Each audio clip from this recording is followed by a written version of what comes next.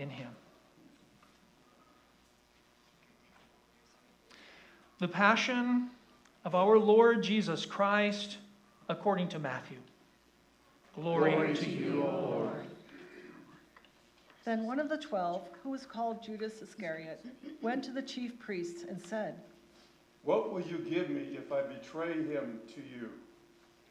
They paid him 30 pieces of silver. And from that moment, he began to look for an opportunity to betray him. On the first day of unleavened bread, the disciples came to Jesus, saying, "Where do you want us to make the preparations for you to eat the Passover?" Go into the city to a certain man and say to him, "The teacher says, my time is near. I will keep the Passover at your house with my disciples." So the disciples did as Jesus had directed them, and they prepared the Passover meal. When it was evening, he took his place with the 12 disciples, and while they were eating, he said, "Truly, I tell you, one of you will betray me." and they began greatly distressed, and began to say to him and one another, "Surely not I, Lord." "Surely not I, Lord." Surely not I, Lord. "Surely not I, Lord." "Surely not I, Lord." The one who has dipped his hand into the bowl with me will betray me. The Son of Man goes as it is written of him, but woe to that one by whom the Son of Man is betrayed. It would have been better for that one not to have been born. "Surely not I, Rabbi." You have said so. While they were eating, Jesus took a loaf of bread, and after blessing it, he broke it, gave it to the disciples, and said, "Take, eat. This is my body." Then he took a cup, and after giving thanks, he gave it to them, saying, Drink from it, all of you, for this is my blood of the covenant, which is poured out for many for the forgiveness of sins. I tell you, I will never again drink of this fruit of the vine until that day when I drink it new with you in my Father's kingdom." When they had sung the hymn, they went out to the Mount of Olives. Then Jesus said to them, "You will all fall away because of me this night, for it is written, I will strike the shepherd, and the sheep of the flock will be scattered. But after I am raised up, I will go ahead of you to Galilee." Peter said to him, "Even if all fall away because of you, I will never fall away." "Truly, I tell you, this very night, before the cock crows, you will deny me 3 times. "Even though I must die with you, I will not deny you." And so said all the disciples. Then Jesus went with them to a place called Gethsemane, and he said to his disciples, Sit here while I go over there and pray." He took with him Peter and the 2 sons of Zebedee, and began to be grieved and agitated. Then he said to them, "My soul is deeply grieved, even to death. Remain here and stay awake with me."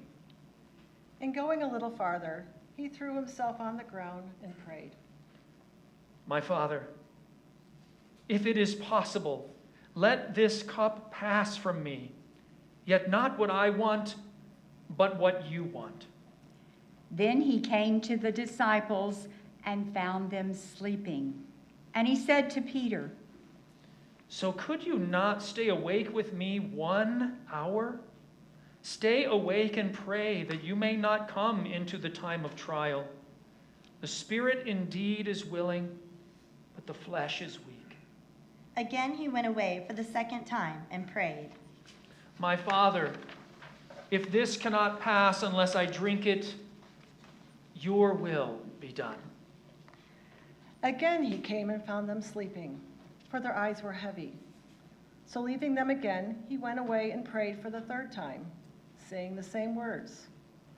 Then he came to the disciples and said to them, "Are you still sleeping and taking your rest? Now the hour is at hand, and the Son of Man is betrayed into the hands of sinners. Get up, let us be going. Look, my betrayer is at hand." While he was still speaking, Judas, one of the 12, arrived. With him was a large crowd with swords and clubs from the chief priest and the elders of the people. Now the betrayer had given them a sign, saying, "The one I will kiss is the man. Arrest him." At once he came up to Jesus and said, "Greetings, Rabbi." and kissed him. "Friend, do what you are here to do." Then they came and laid hands on Jesus and arrested him. Suddenly, one of those with Jesus put his hand on his sword, drew it, and struck the slave of the high priest, cutting off his ear. Then Jesus said to him, "Put your sword back into its place, for all who take the sword will die by the sword. Do you think that I cannot appeal to my Father, and he will at once send me more than 12 legions of angels? But how then would the scriptures be fulfilled, which say, 'It must happen this way'?" At that hour, Jesus said to the crowds, "Have you come out with swords and clubs to arrest me, as though I were a rebel? Day after day I sat in the temple teaching, and you did not arrest me. But all this has taken place so that the scriptures of the prophets may be fulfilled." Then all disciples deserted him and fled. Those who had arrested Jesus took him to Caiaphas, the high priest, where the scribes and the elders had gathered. But Peter was following him in the distance, as far as the courtyard of the high priest. And going inside, he sat with the guards in order to see how this would end. Now the chief priests and the whole council were looking for false testimony against Jesus, so that they may put him to death. But they found none. Though many false witnesses came forward, at last 2 came forward and said, "This fellow said, 'I am able to destroy the temple of God and to build it in 3 days.'" The high priest stood up and said, "Have you no answer? What is it that they testify against you?" But Jesus was silent. Then the high priest said to him, "I put you under oath before the living God. Tell us if you are the Messiah, the Son of God." Jesus said to him, "You have said so. But I tell you, from now on you will see the Son of Man seated at the right hand of power and coming on the clouds of heaven." Then the high priest tore his clothes and said, "He has blasphemed. Why do we still need witnesses? You have now heard his blasphemy. What do you think?" They answered, "He deserves death." Then they spat in his face and struck him, and some slapped him, saying, "Prophesy to us, you Messiah. Who is it that struck you?" Now Peter was sitting outside in the courtyard. A female servant came to him and said, "You also were with the Jesus the Galilean." But he denied it before them all, saying, I do not know what you are talking about." When he went out to the porch, another female servant saw him, and she said to the bystanders, "This man was with Jesus the Nazarene." Again, he denied it with an oath. I do not know the man. After a little while, the bystanders came up and said to Peter, "Certainly you are also one of them, for your accent betrays you." Then he began to curse, and he swore an oath. I do not know the man. At that moment, the cock crowed. Then Peter remembered what Jesus had said, "Before the cock crows, you will deny me 3 times." And he went out and wept bitterly. When morning came, all the chief priests and the elders of the people conferred together against Jesus in order to bring him to death. They bound him, led him away, and handed him over to the Pilate the governor. When Judas, his betrayer, saw that Jesus was condemned, he repented and brought back the 30 pieces of silver to the chief priests and the elders. I have sinned by betraying innocent blood. But they said, "What is that to us? See to it yourself." Throwing down the pieces of silver in the temple, he departed, and he went and hanged himself. But the chief priests, taking the pieces of silver, said, "It is not lawful to put them into the treasury, since they are blood money." After conferring together, they used them to buy the potter's field as a place to bury foreigners. For this reason, that field has been called the field of blood to this very day. Then was fulfilled what had been spoken through the prophet Jeremiah. And they took the 30 pieces of silver, the price of the one on whom a price had been set, on whom some of the people of Israel had set a price, and they gave them for a potter's field, as the Lord had commanded me. Now Jesus stood before the governor, and the governor asked him, "Are you the king of the Jews?" You say so. But when he was accused by the chief priests and elders, he did not answer. Then Pilate said to him, "Do you not hear how many accusations they make against you?" But he gave him no answer, not even to a single charge, so that the governor was greatly amazed. Now at the festival, the governor was accustomed to release a prisoner for the crowd, anyone who they wanted. At that time, they had a notorious prisoner called Jesus Barabbas. So after they had gathered, Pilate said to them, "Whom do you want me to release for you, Jesus Barabbas or Jesus, who is called the Messiah?" For he realized that it was out of jealousy that they had handed him over. While he was sitting on the judgment seat, his wife sent word to him, "Have nothing to do with that innocent man, for today I have suffered a great deal because of a dream about him." Now the chief priest and the elders persuaded the crowds to ask for Barabbas and to have Jesus killed. The governor again said to them, "Which of the two do you want me to release for you?" Barabbas. Barabbas, Barabbas. Barabbas. Barabbas. "Then what should I do with Jesus, who is called the Messiah?" Let him be crucified. Let him be Let him be crucified. crucified. Let him be crucified. "Why? What evil has he done?" Let him be crucified. Let him Let- be crucified. let him be crucified. Let him be crucified. So when Pilate saw that he could do nothing, but rather that a riot was beginning, he took some water and washed his hands before the crowd, saying, "I am innocent of this man's blood.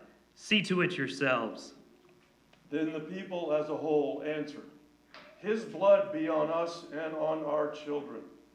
So he released Barabbas for them, and after flogging Jesus, he handed him over to be crucified. Then the soldiers of the governor took Jesus into the governor's headquarters, and they gathered the whole cohort around him. They stripped him and put a scarlet robe on him, and after twisting some thorns into a crown, they put it on his head. They put a reed in his right hand and knelt before him and mocked him, saying, "Hail, King of the Jews!" They spat on him and took the reed and struck him on the head. After mocking him, they stripped him of the robe and put his own clothes on him. Then they led him away to crucify him. Please stand as you are able.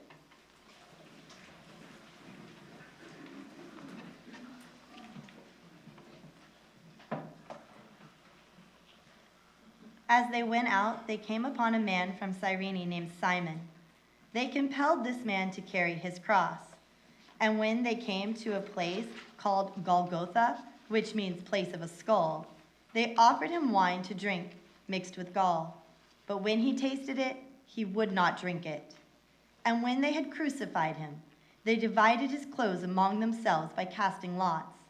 Then they sat down there and kept watch over him.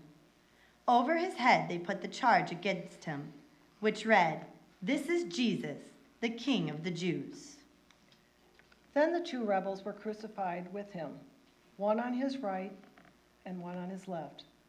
Those who passed by derided him, shaking their heads and saying, you who would destroy the temple and build it in 3 days, save yourself. If you are the Son of God, come down from the cross." In the same way, the chief priests also, along with the scribes and the elders, were mocking him, saying, "He saved others, he cannot save himself. He is the King of Israel. Let him come down from that cross now, and we will believe in him. He trusts in God. Let God deliver him now, if he wants to, for he said, 'I am God's son.'" The rebels who were crucified with him also taunted him in the same way. From noon on, darkness came over the whole land until 3 in the afternoon. And about 3 o'clock, Jesus cried with a loud voice, "Eli, Eli, lema sabachthani?" That is, my God, why have you forsaken me?" When some of the bystanders heard it, they said, "This man is calling for Elijah." At once, one of them ran and got a sponge, filled it with sour wine, put it on a stick, and gave it to him to drink. But the others said, "Wait, let us see whether Elijah will come to save him." Then Jesus cried again with a loud voice and breathed his last.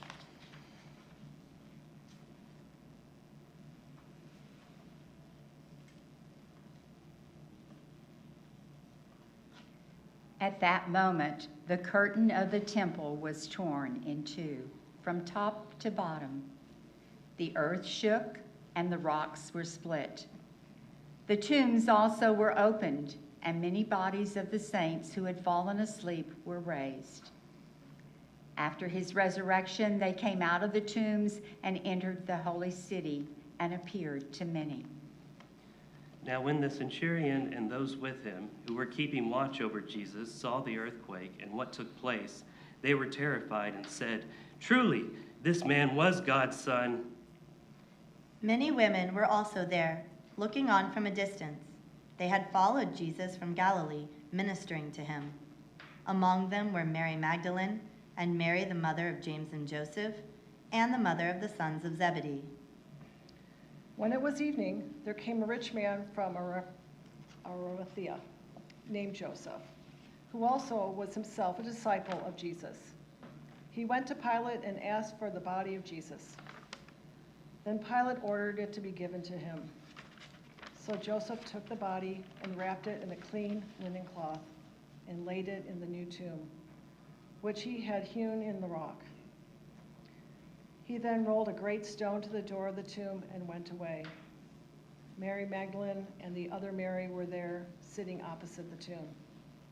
The next day, that is, after the day of preparation, the chief priests and the Pharisees gathered before Pilate and said, "Sir, we remember what that impostor said while he was still alive. 'After 3 days I will rise again.' Therefore command the tomb to be made secure until the 3rd day. Otherwise his disciples may go and steal him away and tell the people he has been raised from the dead. And the last deception would be worse than the first." Pilate said to them, "You have a guard of soldiers. Go make it as secure as you can." So they went with the guard and made the tomb secure by sealing the stone. The Gospel of the Lord. Praise to you, O Christ.